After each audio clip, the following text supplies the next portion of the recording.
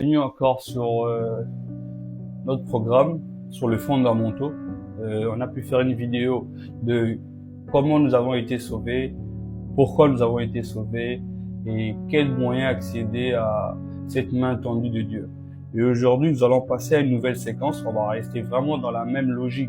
On va vraiment rester dans les fondamentaux. Mais aujourd'hui, on va beaucoup plus tirer un peu quelques vérités dans un livre de la Bible, dans le livre de Éphésiens. Mais on sera plus sur Éphésiens 2. On va un peu développer 6 vérités sur le livre de Éphésiens. La première vérité à savoir, c'est que nous étions spirituellement morts à cause de nos péchés.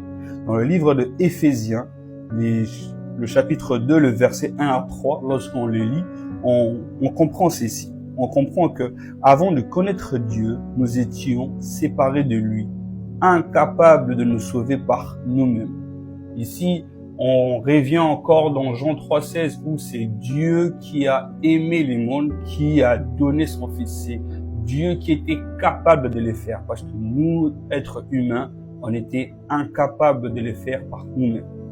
Et le deuxième point, qui est la deuxième vérité, c'est que Dieu nous a donné la vie par la grâce. C'est Dieu qui nous a fait le don de la vie. C'est pas nous les hommes, c'est pas un mérite que nous pouvons clamer, mais c'est une grâce, une reconnaissance que Dieu nous a donnée.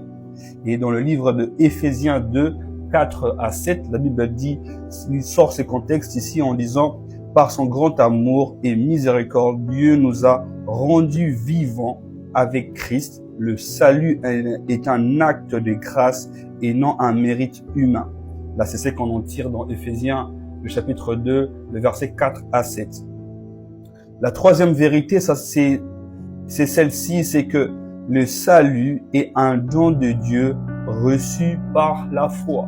Ici, dans Éphésiens 2, toujours, 8 à 9, on comprend ceci, on comprend que c'est par la grâce que nous avons été sauvés, par le moyen de la foi que nous adhérons à cette grâce-là que nous avons reçue, et ce n'est point par les œuvres que nous avons été sauvés. Ce n'est point par les œuvres que nous avons été sauvés. Et on pousse encore le bouchon plus loin en disant ceci, personne ne peut se glorifier de son propre salut. Personne ne peut taper la poitrine en disant que je suis sauvé parce que j'ai été dans une piété que moi-même j'ai pu instaurer. Voilà.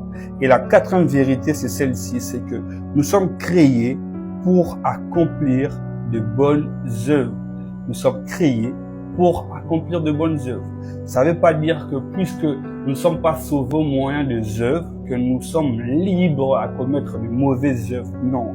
La Bible dit ceci dans Éphésiens 2 à 10 que nous sommes l'ouvrage, nous sommes créés à son ouvrage donc et à sa ressemblance. Mais il pousse encore le bouchon un peu plus loin. Il dit ceci, les bonnes œuvres ne sont pas la cause du salut.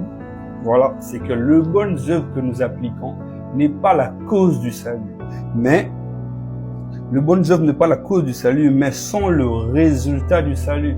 Les bonnes œuvres que nous appliquons, c'est simplement les résultats du fait que nous avons été sauvés par grâce.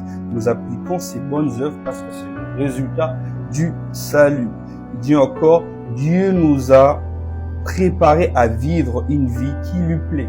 Éphésiens 2 à 10. On pousse encore au cinquième point, c'est celui-ci, c'est que Jésus a réconcilié les hommes avec Dieu et les hommes entre eux-mêmes. Jésus a réconcilié les hommes avec Dieu et aussi avec eux-mêmes, avec les hommes entre nous. On voit ceci dans Éphésiens 11 à 18. Je n'aurai pas trop le temps de les lire, mais vous pouvez les lire. Mais le petit résumé qui sort d'Éphésiens 11 à 18, et ceci, c'est que par sa mort sur la croix, Jésus a détruit les barrières qui séparaient le juif et le non-juif. Rappelez-vous qu'il y avait ces clichés des païens, des personnes qui n'étaient pas juifs, et le simple fait que Jésus a donné sa vie pour quiconque, ça a brisé cette limitation-là. Il dit ceci, c'est que faisant d'eux un seul peuple. Le sixième point qui est le dernier point, c'est celui-ci, c'est que le croyant forme la famille et les temples de Dieu. le croyant, nous tous en général, nous formons la famille et les temples de Dieu. Il dit ceci dans Éphésiens 19 à 22. Éphésiens, le chapitre 2, 19 à 22, c'est que ceux qui sont en Christ ne sont plus des étrangers, mais des citoyens du royaume de Dieu, des membres de sa famille et un temple où Dieu habite par son esprit. En fait, ça vient simplement résumer le simple fait que lorsque Jésus est mort à la croix, les rideaux du temple s'est d'abord déchiré et aussi il n'y a plus de camps, il n'y a plus de parti pris. Nous tous qui adhérons à l'évangile, nous tous qui acceptons, qui recevons la grâce de Jésus, nous sommes une famille. Que nous soyons blanc, noir, rouge, jaune, que nous parlons français, anglais, italien, espagnol, portugais, nous tous, tant que nous adhérons à cette logique que Jésus nous a donnée, nous sommes devenus une seule famille et nous sommes l'épouse du Christ. Et voilà, nous sommes l'Ecclésia. On se dit à prochaine vidéo pour les fondamentaux. Voilà.